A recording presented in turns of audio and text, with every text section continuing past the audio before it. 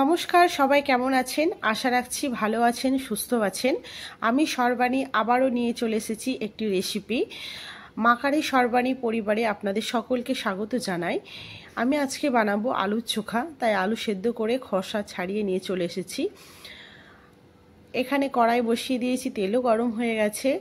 গোটা জিরে ফোড়ন দিয়ে পেঁয়াজ ভালো করে ভেজে নেব।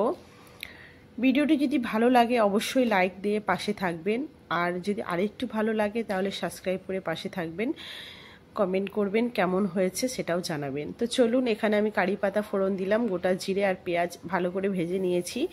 এই কারি পাতা ফোড়ন দিয়ে এখানে একটু রসুন কুচি দিলাম, দিয়ে সেটাকেও ভালো করে ভাজা ভাজা করে নেব। এই আলুর চোখাটা আমি যেভাবে বানাচ্ছি একবার আপনারা বানাবেন, বানিয়ে গরম ভাতের সাথে খাবেন, দেখবেন সত্যি অপূর্ব হয় খেতে। সাথে ডাল থাকলে তো আর কোনো কথাই নেই।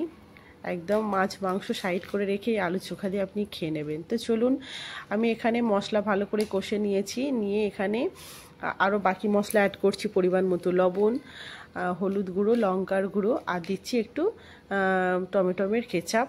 এটা মাস্ট দেবেন, দিলে টেস্টটা আরও দ্বিগুণ হবে। আর দিচ্ছি অল্প পরিমাণে জিরে গুঁড়ো দিয়ে ভালো করে একটু জল অ্যাড করেছি, করে মশলাটাকে কষে নিয়েছি। নিয়ে এবারে যে আলুটা আমি খোসা ছাড়িয়ে রেখেছিলাম, সেদ্ধ আলুটা, সেটা হাতের সাহায্যে পুরো ভেঙে দিচ্ছি। এটা গ্রেট করে দিলে একদম মিহি হয়ে যেত, সেই জন্য আমি হাতের সাহায্যে ভেঙে দিচ্ছি।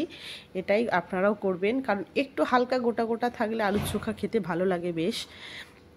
তো সেটাই আমি করছি, হাতের সাহায্যে ভালো করে ভেঙে দিচ্ছি। দিয়ে এরপর ভালো করে এটাকে একটু নেড়ে চেড়ে নিতে হবে মশলার সাথে, ভেজে মানে একটু হালকা করে ভেজে নিতে হবে। তো সেটাই করছি, দারুণ হয় খেতে। আর অ্যাড করছি ধনেপাতা কুচি, দিয়ে আবারও বেশ খানিকক্ষণ 2 মিনিটের মতো ভালো করে ভেজে নেব।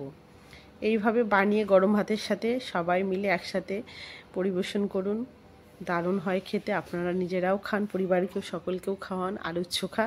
তো চলুন, এটুকুই। সবাই ভালো থাকবেন, সুস্থ থাকবেন। আবার দেখা হবে নতুন একটি ভিডিওতে। ততক্ষণের জন্য